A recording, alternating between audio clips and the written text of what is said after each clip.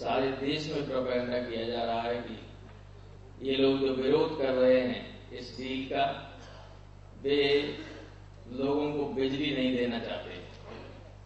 ये प्रचार किया जा रहा है कि 24 घंटे बिजली मिला करेगी, देहातों में बिना पढ़े लोगों के सामने इस तरह का प्रोपेगेंडा रोजाना किया जा रहा है कांग्रेस की तरफ से और वो लोग जिसके समर्थक हैं उनकी तरफ से।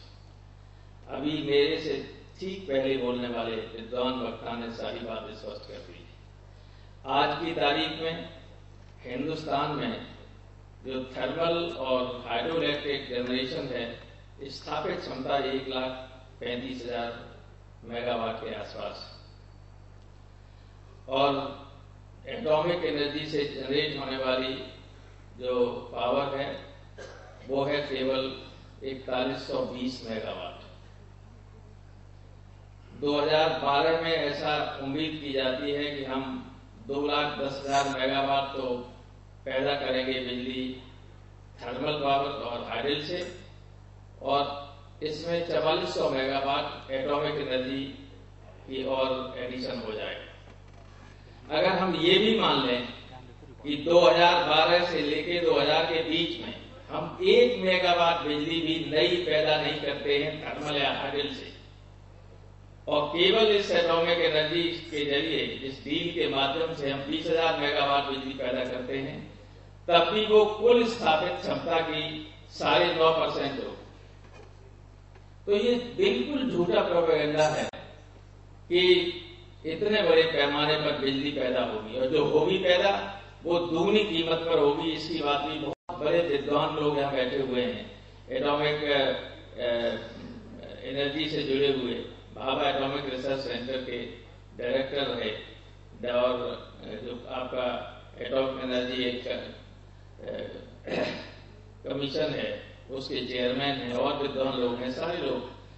जस्टिस सावंत साहब ने सारी चीज साफ कह दी थी, उससे ज्यादा स्पष्ट और बात हो नहीं सकती, क्योंकि हमारे मित्र लोग कांग्रेस के कहते हैं संसद में कि हमारे यहाँ संविधान में ही प्रोविजन नहीं है कि रेटिफिकेशन हो।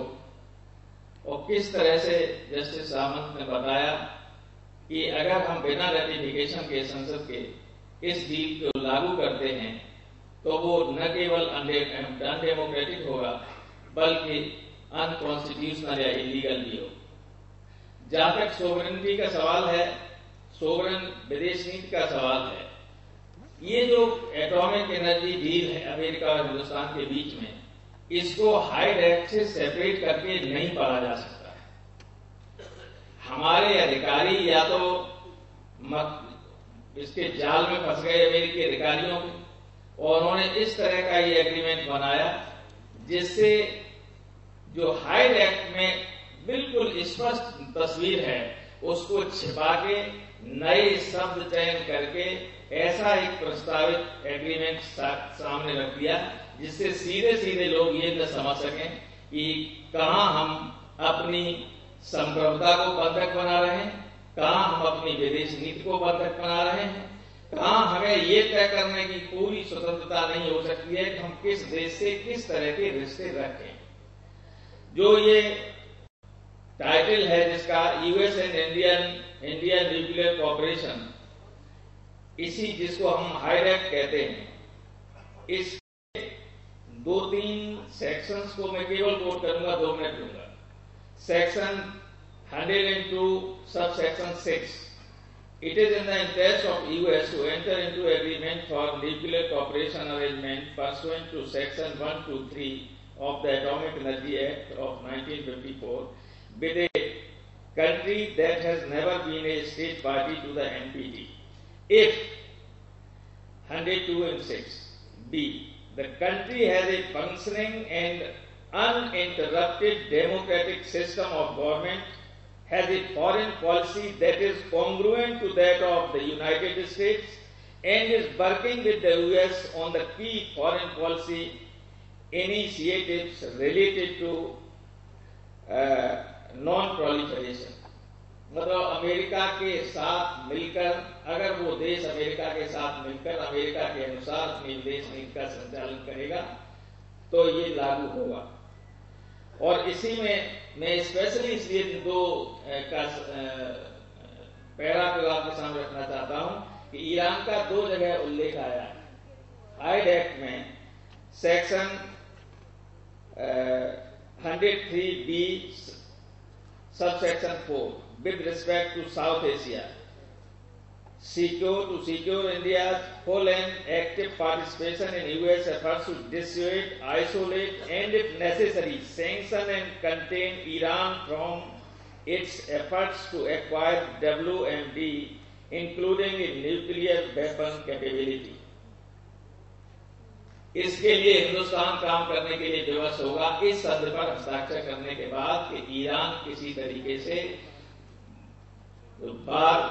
मास डिस्ट्रक्शन के वेपन्स तैयार न कर सके। इसी तरह से आगे एक और सेक्शन में है कि एक इंफॉर्मेशन राष्ट्रपति देगा कांग्रेस को हर साल, इस समझौते के लागू होने के 6 महीने के बाद पहली बार और उसके बाद एनुअली, और उसमें ये कहेगा कि not later than 180 days after the date on which an agreement and the cooperation with India pursuant to section 123 of the Atomic Energy Act of 1954 enters into free, and annually thereafter the President shall submit to the appropriate congressional committees a report including all sort of information on nuclear activities as in India।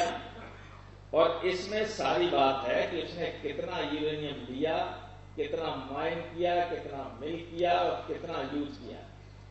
बड़े विद्वान यहाँ बैठे हुए हैं, हम तो layman हैं उसके लिए, लेकिन इतना है कि अगर हम जो नेचर में यूरेनियम पाया जाता है वो उसमें ऑलमोस्ट उसमें मेजॉरिटी होती है आइसोटोप्स 237 की, यूरेनियम 237, और एनर्जी के लिए या एटॉमिक वेपन्स के लिए जरूरत पड़ती है यूरेनियम 233 या यूरेनियम 235 आइसोटोप्स। तो जो एनरिचमेंट होता है यूरेनियम का वो 20% से कम ही करेंगे, ये रिस्ट्रिक्शन है।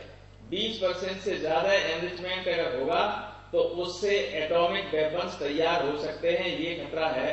आगे के लिए भी हमारे साइंटिस्ट पे पाबंदी लगा दी है, और जो थोरियम का विशाल भंडार हिंदुस्तान में है, अगर हम रिप्रोसेसिंग नहीं कर सकते हैं, अगर हम 3rd स्टेज पर नहीं जा सकते, अपने रिएक्टर्स में काम कर सकते हैं, तो हमेशा हमें अनिवार्य रूप से दूसरे देशों पर निर्भर रहना पड़ेगा। और ये जो नेशनल NSD है, नेशनल सप्लाई